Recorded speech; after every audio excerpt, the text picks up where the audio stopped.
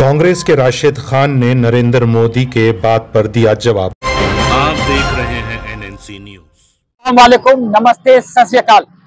आज सिकंदराबाद लोकसभा के कांग्रेस के उम्मीदवार दानव नागेंद्र साहब अपना नॉमिनेशन फाइल कर रहे हैं और आज के खुसूसी मेहमान है तेलंगाना के वजीर आला रेवंत रेड्डी अन्ना।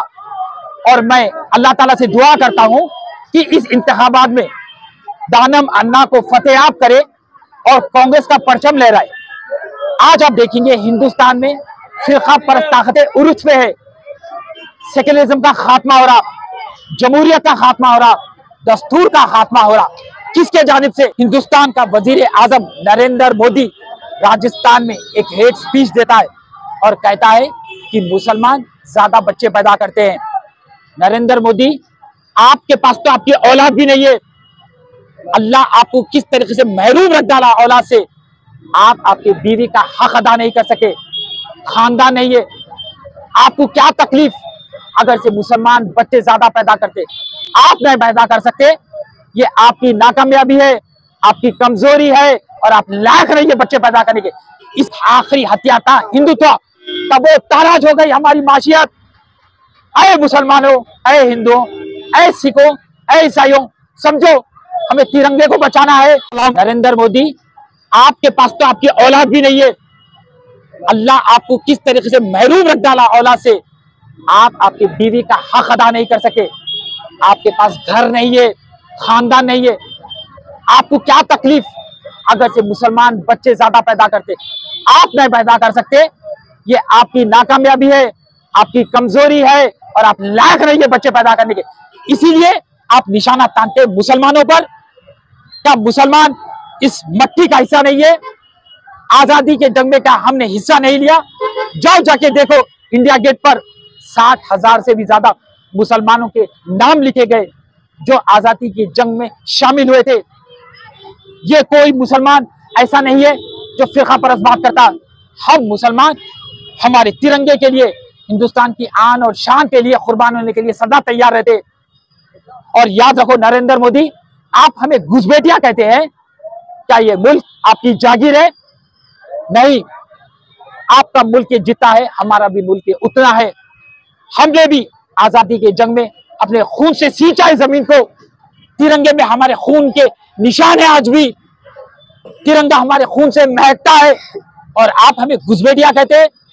आप तरक्याती बुनियाद पे तो वोट नहीं मांग सक रहे, इसलिए आखिरी में आप बौखलाहट के शिकार हो गए और आप पोलराइज करना शुरू कर डाले, नफरत मुसलमानों के खिलाफ उगलना शुरू कर डाले, क्योंकि आपका एक आखिरी हथियार था हिंदू। आज इलेक्शन कमीशन भी आपके इशारों पे नाच रहा है, सुप्रीम कोर्ट के जज आपके इशारों पे नाचते, हाई कोर्ट के जज आपके इशारों पे नाचते, तो हिंदुस्तान में कैसा फैसला होगा? कांग्रेस एक ऐसी जमात है जो मजदूरों के लिए लड़ रही है, किसानों के लिए लड़ रही है, नौजवानों के लिए लड़ रही है, खवातीन और हजरात के लिए लड़ रही है और इस जमात को फतेहाब करना है। और जब आती है रियासत तेलंगाना की, तो हमने केसीआर को जमीन दोष कर दिया। खत्म हो गया केसीआर की हुकूमत खत्म हो गई। हमारा मुकाबला सिर्फ ये फिरका परस्त ताकतें बीजेपी से है। हमारी लड़ाई रावण की छवि मोदी से है, रावण की छवि अमित शाह से है, संघ परिवार से। और हम इस इंतखाबात में बीजेपी और संघ परिवार को धूल चटा देंगे।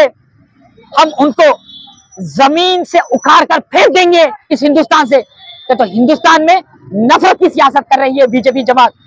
तो मैं पूरी आवाम से गुजारिश करता हूं कि अगर से आपको हिंदुस्तान के मुस्तकबिल को रोशन देखना है, हिंदुस्तान को सुपर पावर बनाना है, तो राहुल गांधी साहब को वजीर आजम बनाओ, कांग्रेस को फतेहाब करो, अपने दस्तूर को बचाओ, सेक्युलरिज्म को बचाओ। अगर से इस वक्त आप गफलत के शिकार हो जाएंगे तो आगे कोई इंतखाबात नहीं होगा। वन नेशन वन पार्टी हो जाएंगी, याद रखो। और उनके मंशूर में क्या लिखा हुआ है? हम यूसीसी को लागू करेंगे, हम सीए को लागू करेंगे, हम फिरका परस्त सोच के है, उनके सारे मंशूर में लिखा हुआ है। और हमारा कांग्रेस का मंशूर पढ़ो, वो हिंदुस्तान के हक में हमारा मंशूर। और नरेंद्र मोदी, याद रखो, तुम जो नफरत का बीज बोए, वो थोड़ा पौधा उगा और हम पौधे को उखाड़ कर फेंक देंगे और हम बीच मोहब्बत का बोएंगे, प्यार का बोएंगे, भाईचारगी का बोएंगे। और जो बागबान रहेगा वो मोहब्बत का बागबान रहेगा। इस बागबान में हिंदू भी खुश रहेगा, मुसलमान भी खुश रहेगा, ईसाई भी खुश रहेगा। हम ऐसी क़यादत कायम करके बताएंगे, तुमको अपने घुटनों पे ला देंगे, तुम्हारे शर्मिंदा कर देंगे, तुम्हारे रुसवा कर देंगे, तुम्हारे बेइज्जत कर देंगे। तो तुम भारत माता के पीठ में खंजर भोंक रहे हो। तुम क्या खवातीनों की इज्जत करते हो? आपको बताता चलूं कि बीजेपी जमात में 30 से भी ज्यादा ऐसे कायदीन है जिसपे इस्मत रेजी के चार्जेस है, इल्जामात है, रेप के चार्जेस है। ये जमात कभी खवातीनों के हक में बात नहीं करी, किसानों के हक में बात नहीं करी, आम इंसान के हक में बात नहीं करी। प्राइस इन्फ्लेशन देखो, तब वो ताराज हो गई हमारी माशियत। अय मुसलमानों, अय हिंदुओं, अय सिखों, अय ईसाइयों, समझो हमें तिरंगे को बचाना है, इस दस्तूर को बचाने का है, इस जमीन को बचाने का है, मोहब्बत के पैगाम को आगे बढ़ाने का है।